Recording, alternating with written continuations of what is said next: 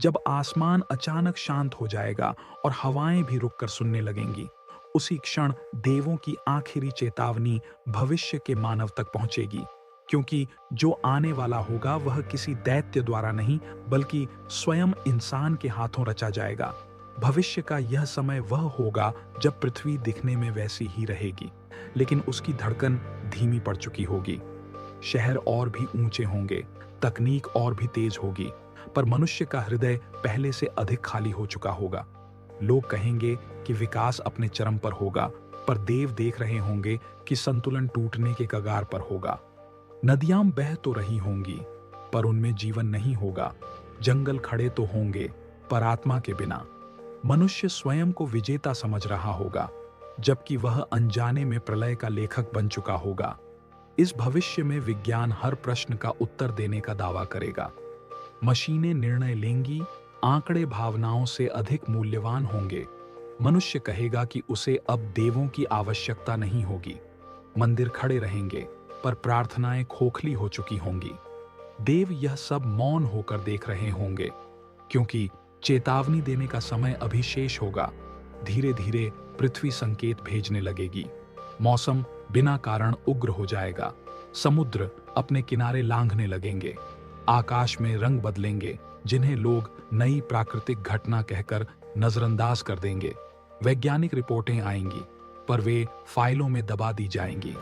लाभ, सत्ता और नियंत्रण, यही भविष्य के मानव का धर्म बन जाएगा। उसी समय देवों के लोक में हलचल होगी। ब्रह्मांडीय संतुलन की रेखा कांपने लगेगी।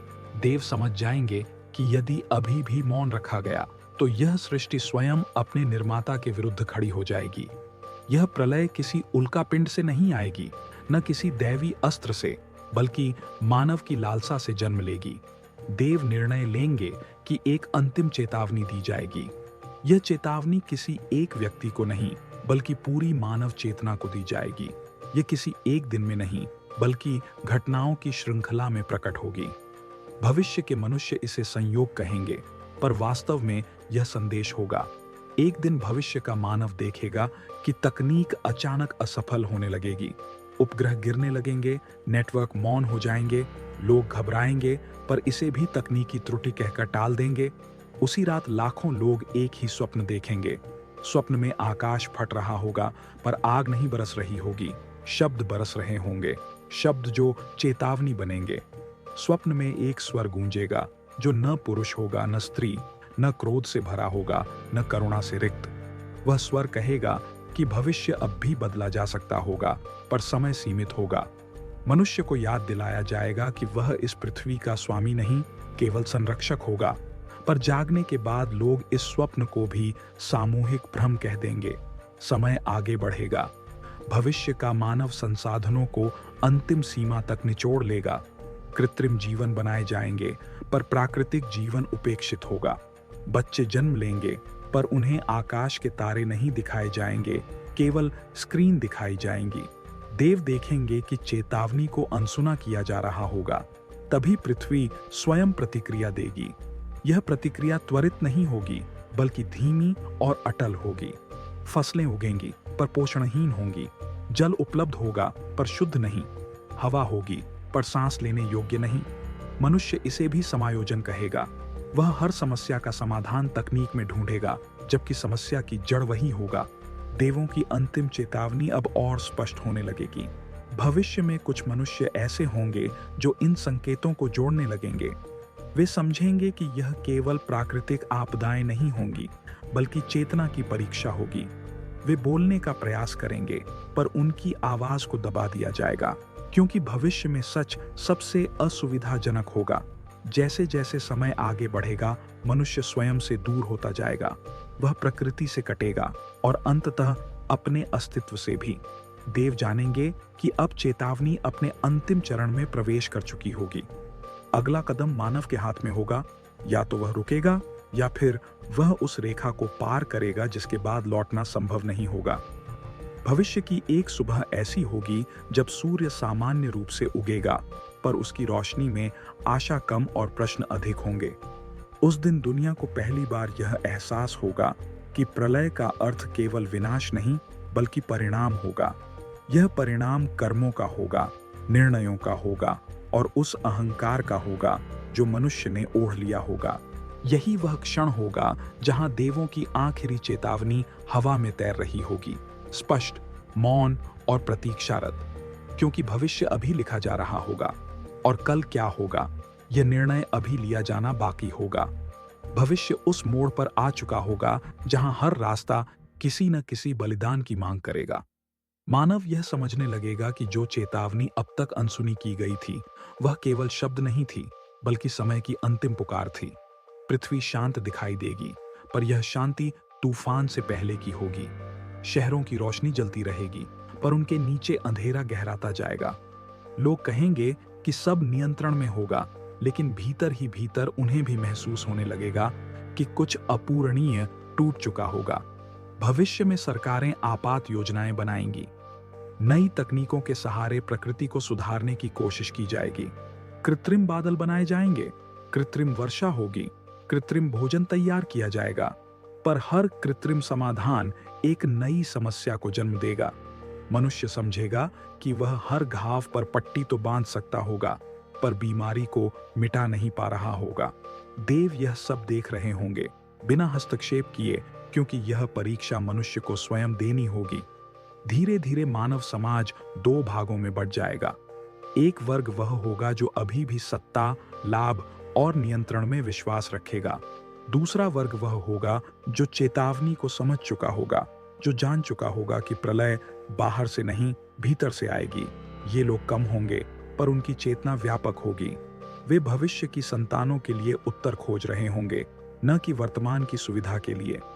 इसी समय पृथ्वी पर ऐसे क्षेत्र उभरेंगे जहां जीवन लगभग असंभव हो जाएगा। वहां न युद्ध होगा, न शोर, केवल मौन होगा। वह मौन मनुष्य से प्रश्न करेगा। लोग वहां जाएंगे, वीडियो बनाएंगे, रिपोर्ट लिखेंगे, पर उस मौन का उत्तर किसी के पास नहीं होगा, क्योंकि वह मौन देवों की भाषा होगा। भविष्य का मानव पहली बार यह स्वीकार करने लगेगा कि शायद उसने सीमा पार कर ली होगी, पर स्वीकार करना पर्याप्त नहीं होगा। परिवर्तन के लिए त्याग आवश्यक होगा, और यही वह बिंदु होगा जहां अधिकांश लोग पीछे हट जाएंगे, क्योंकि त्याग भविष्य में सबसे कठिन शब्द बन चुका होगा। समय बीतता जाएगा, पीढ़ियां बदलेंगी, नई पीढ़ी प्रश्न पूछेगी कि यह संसार ऐसा क्यों होगा। पुराने लोग उत्तर देने से बचेंगे, क्योंकि सच स्वीकार करना अपराध जैसा लगेगा। पर कुछ लोग आगे आएंगे। वे कहेंगे कि देवों ने चेतावनी दी थी और हमने सुनी नहीं।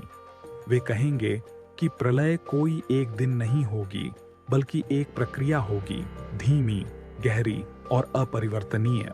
तभी भविष्य में एक घटना घटेगी जो सब कुछ बदल देगी। यह घटना न तो सबसे विनाशकारी होगी, न ही सबसे भयानक, पर यह सबसे स्पष्ट होगी। उस दिन पृथ्वी का एक बड़ा हिस्सा अचानक मौन में चला जाएगा। न संचार होगा, न ऊर्जा। लोग घबरा जाएंगे, पर उसी मौन में उन्हें पहली बार स्वयं की आवाज सुनाई देगी, बिना मशीनों के, बिना शोर के। उसी मौन में देवों की आखिरी चेतावनी पूर्ण रूप से प्रकट होगी। यह किसी आकृति में नहीं होगी, किसी चमत्कार में नहीं होगी, बल्कि एक समझ में होगी। मनुष्य समझ जाएगा कि उसे चुना गया था, शासक बनने के लिए नहीं, संरक्षक बनने के लिए, और उसने यह भूमिका ठुकरा दी थी। अब भविष्य दो संभावनाओं में बंट जाएगा। एक भविष्य वह होगा जहां मनुष्य अहंकार को छोड़ देगा। वह विकास की परिभाषा बदलेगा। वह कम उपभोग करेगा, अधिक संरक्षण करेगा। वह प्रकृति को संसाधन नहीं, साथी मानेगा। इस भविष्य में पृथ्वी घावों के साथ जीवित रहेगी, पर आशा बनी रहेगी। दूसरी संभावना वह होगी जहां मनुष्य चेतावनी को बहुत देर से समझेगा। वहां तकनीक जीवित रहेगी, पर जीवन नहीं। वहां स्मृतियां होंगी, पर संवेदनाएं नहीं। वहां प्रलय पूर्ण विनाश नहीं होगी, बल्कि अर्थहीन अस्तित्व होंगी। देव जानते होंगे कि यह भी एक परिणाम होगा मनुष्य की ही पसंद का। भविष्य अभी स्थिर नहीं होगा। वह हर निर्णय के साथ बदलता जाएगा। हर दिन, हर चुनाव, हर त्याग या लालच उस दिशा को तय करेगा। देव हस्तक्षेप नहीं करेंगे, क्योंकि चेतावनी दी जा चुकी होगी। अब उत्तरदायित्व मनुष्य का होगा। और जब बहुत दूर भविष्य में कोई यह पूछेगा कि प्रलय कैसे आई थी, तो उत्तर होगा, वह आई नहीं थी, उसे बनाया गया था। न क्रोध से, न युद्ध से, बल्कि उपेक्षा से।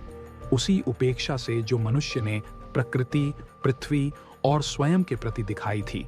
यह कहानी भविष्य की होगी, पर इसका निर्णय अभी लिखा जा रहा होगा। हर सांस के साथ, हर चयन के साथ देवों की आखिरी चेतावनी अभी भी गूंज रही होगी, शब्दों में नहीं, परिणामों में। और अब प्रश्न यह नहीं होगा कि प्रलय आएगी या नहीं। प्रश्न यह होगा कि जब वह आएगी तब मानव किस रूप में खड़ा होगा, संरक्षक के रूप में या कारण के रूप में। यदि यह कथा आपको सोचने पर मजबूर कर रही होगी तो समझ लीजिए कि चेतावनी आप तक पहुंच चुकी होगी। भविष्य अभी भी बदला जा सकता होगा। निर्णय आपका होगा, क्योंकि आने वाला कल किसी देव द्वारा नहीं, बल्कि हमारे आज द्वारा लिखा जाएगा।